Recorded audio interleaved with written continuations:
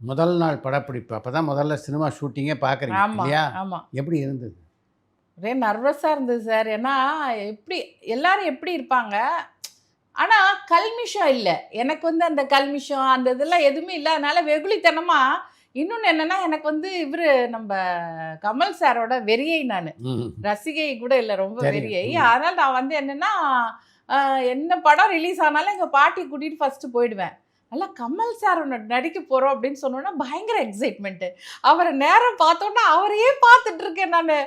வேற எந்த இதுவும் இல்ல. அப்படியே பார்த்துட்டே இருக்கேன். அப்புறம் வந்து சீன் நடிக்கிறதுக்கு இதானோன்னா, ஜெமினி கணேசன் சார் எல்லாருக்கும் வந்து வணக்கம். ஃபர்ஸ்ட்டு நடிக்கவே இல்ல. ம்.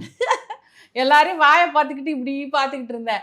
அப்புறமா வந்து பாலச்சந்தர் சார் தான் ஒரு ஷாட்டும் சொல்லி கொடுத்தாரு.